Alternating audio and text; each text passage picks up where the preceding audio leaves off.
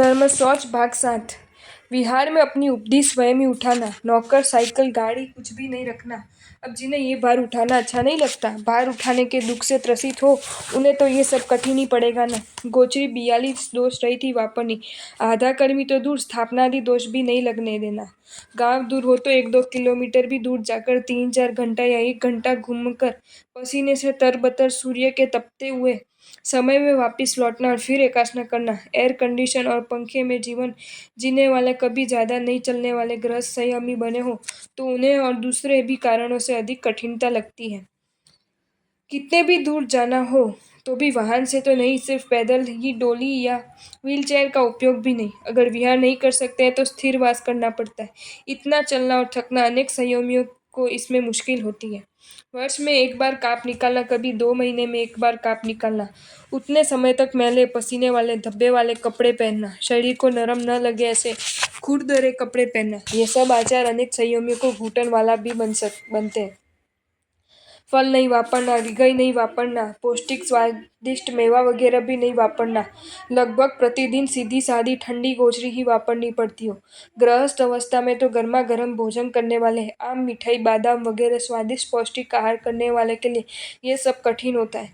चाहे कितनी भी सर्दी हो, फिर भी 2 कपड़े और एक कंबली से काम चलाना, सर्दी को सहन करना, ये सब राजाई आदि के आदि लोगों के लिए अत्यधिक दुष्कर बनता है। कितने भी गर्मी हो, पंखा चालू नहीं करना, एयर कंडीशन में नहीं बैठना, हाथ पंखे आदि से हवा नहीं लेना, पसीने से तरबतर हो, अत्यधिक गर्मी हो, नींद न आए, ऐसी परिस्थिति में कई लोगों को चैन नहीं होता, उनकी स्थिति ठीक नहीं रहती। ऐसी तो अनेक बातें हैं। शरीर का महत्व, देह की सुखशीलता, विषय सुखों का आकर्षण जिनमें होगा, वे अगर दीक्षित बने हुए हो तो बाद में इन सभी आचारों में झुंझला उठेंगे। शुरू में ये सब आचार कुछ समय तक पालन करेंगे, लेकिन अंतर उन आचारों के पालन के प्रति ठंडा रहेगा।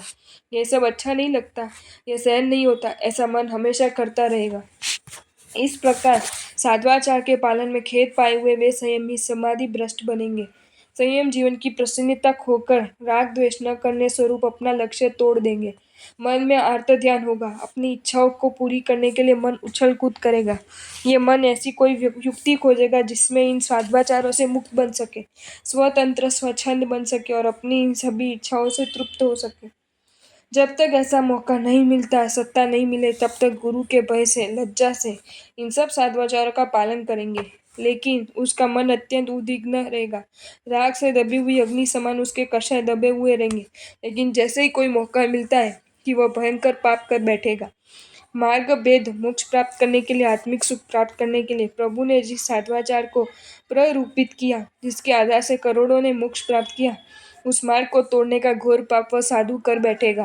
विचार तो करो कि जिस पुल के मार्ग से मुंबई शहर के 1 करोड़ लोगों को अनाज पहुंचता हो, जीवन में जरूरियात ऐसी तमाम सामग्रियां पहुंचती हो, उस पुल को बम से उड़ा देने वाले आतंकवादियों के पाप जैसा भयंकर पाप कहलाता है। करोड़ों लोगों को उन आतंकवादियों ने भूखा मार दिया। उस संपूर्ण रोगों को नष्ट करने वाले श्री कृष्ण को, भेरी को तोड़ने वाले को कितना घोर पापी कह सकते हैं।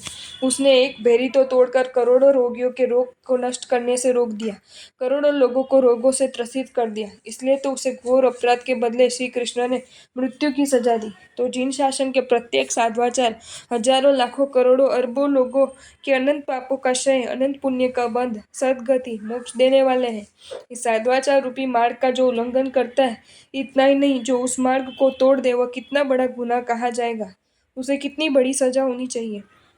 अगर 9 वार्ड बराबर वाले तो प्राय सभी संयमी निर्विकारी होंगे, अंत में सद्गति प्राप्त करेंगे।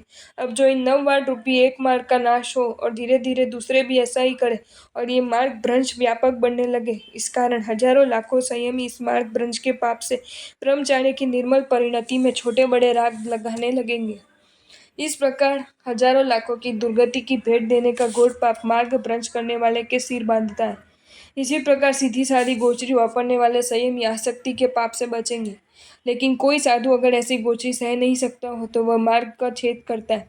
आर्डर देकर स्वादिष्ट आहार लाए और वापरे तो दूसरों भी ऐसे करने लगे और धीरे धीरे ये चेपी रोग के समान बड़े पैमाने पर फैल जाता है। हजारों संयमी आदक मार्दी दोषों के आसक्त और निष्ठुरता आदि दोषों के भागी बनेंगे। इन सब का पाग मार्ग छेदक पर अभी तक गच में कभी कोई मजदूर रखते नहीं थे। साधु स्वयं अपनी अपनी उपदी उठाते थे। महीने तक विहार यानी महीने महीने विहार कम होने से विशेष मुश्किल नहीं होती। असमर्थ साधु की उपदी दूसरे उठा लेते हैं। इस प्रकार सब व्यवस्था थी। लेकिन अगर कोई साधु सुखशीलता के कारण उपदी उठाने को तैयार न हो और उपदी अधिक होने से साथ में मजदूर साइकिल रखने लगे, धीरे धीरे ये मार्ग फैलाने लगा कि फिर तो मजदूर रखना एकदम सामान्य वस्तु बन जाती है। हर एक साधु मजदूर साइकिल रखने लगे। ये कितना भयंकर नुकसान! उसके कारण हजारों लाखों संयमियों को उनकी संयम शुद्धि में कितना नुकसान होता है।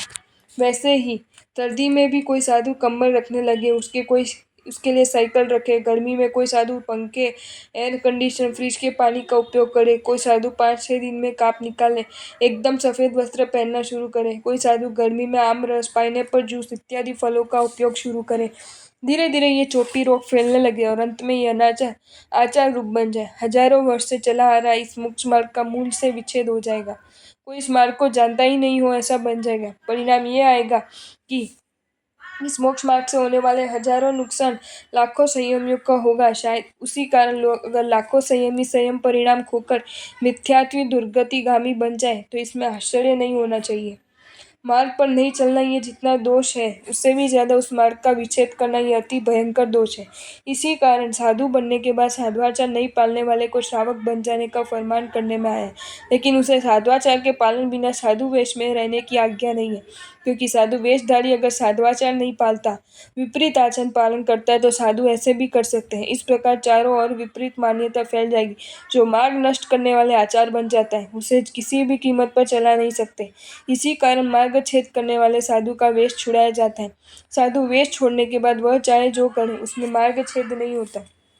हाँ, संयम काल आदि के कारण अपवाद मार्ग रूप कोई दोष सेवन करना ये अलग बात है। वह आत्मा तो जल्दी से जल्दी दोष छोड़ने की इच्छा वाला होता है, अपने दोषों का तिरस्कार करके मार्ग भेद को रोकने वाला बनता है, सतर्क रहता है। लेकिन जो सुखशीलता आदि के कारण किसी भी प्रकार के खेद बिना निर्भय बनकर शास्त्र विरुद्ध प्रवृत्ति करते हैं, उसकी क्या दशा होगी, उसका वर्णन केवल भी भाग्य से ही करेंगे। ऐसे मार्ग भेदकारी स्वयं तो मार्ग भ्रष्ट बनते ही हैं, भारी कर्मी बनेंगे और नए अनंत पाप कर्म ऐसे बांधेंगे कि अनंत काल तक जिन शास्त्र की प्राप्ति को खो देंगे। महापद्य जी तो ऐसा लिखते हैं, वे मार्ग छेदक साधु तीर्थंकर के निंदक है। पहली दृष्टि में तो ये बात समझ में नहीं आती। पापी से पापी साधु भी स्वयं जैन तीर्थंकर की निंदा थोड़ी ही करेगा। तीर्थंकर को तो वे महान ही मानेंगे ना, फिर ये कैसे संभव है। लेकिन गंभीरता से विचार करने पर ऐसा लगता है कि इन मार्ग भेदकारियों की प्रवृत्ति देखकर लोग जैन धर्म की, जैन तीर्थंकरों की निंदा करने लगे। मतलब वह निंदा इन सबके निमित्त से ही होने से मार्ग भेदकारी उपचार से तीर्थंकर के निंदक कहलाते हैं।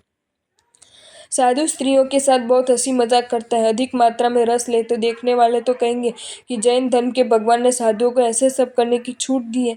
ऐसे तो संसारी भी पर स्त्री के साथ वर्तन नहीं करते।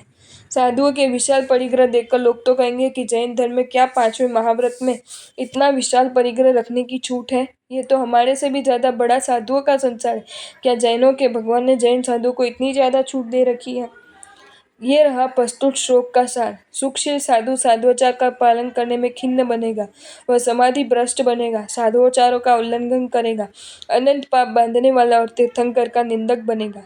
क्या हमें ऐसा साधु बनना है? क्या हमें अनंत संसारी बनना है?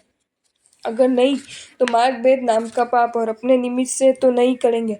भले ही पड़ता काल होने से हम शुद्ध आचारों का पालन नहीं कर सकते, फिर भी कम से कम ऐसे आचारों का उल्लंघन तो नहीं करेंगे कि जिसमें लोग जैन धर्म के प्रति असद्भाव धारण करेंगे और अनेक लोग जैन धर्म से विमुख बनेंगे। हमारी जितनी शक्ति हो उतनी शक्ति से मार्ग का पालन करेंगे, और अगर मार्ग नहीं पले तो खुलेआम ऐसा कहेंगे इस मार्ग का हम आचरण नहीं कर सकते। सच्ची हकीकत यह है कि सत्य मार्ग तो यही है। इस प्रकार ये मार्ग भी रहेगा और लोग उन मार्ग को मार्ग समझने की भूल नहीं करेंगे।